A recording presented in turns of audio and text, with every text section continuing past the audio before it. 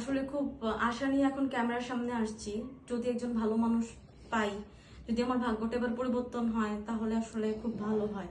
যারা চান যে একটা অসহায় গরিব মেয়েকে বিয়ে শাদী করব, আমরা যে কোনো জায়গায় হোক, জামাই যদি বিয়ের পর বিদেশে নিয়ে যেতে চায় আমার কোনো সমস্যা নাই, কিংবা সে যদি চায় যে তার গ্রামের বাড়ি কুমিল্লা হোক, তারপর নারায়ণগঞ্জ হোক বা যে কোনো জায়গায় হোক, সে আমাকে রাখুক, আমার কোনো সমস্যা নাই। বাংলাদেশের যে কোনো প্রান্তে আমি বিয়ে করতে রাজি আছি। আর আমি একজন সৎ, ইমানদার, 5 ওয়াক্ত নামাজ পড়ে এরকম একজন ভালো মানুষ চাই।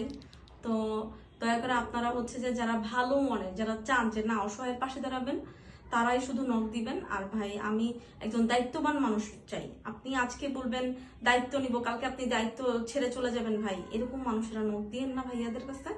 আর এরকম মানুষেরা যে দরকার নাই আমার। আসসালামু আলাইকুম, ভালো থাকেন সবাই।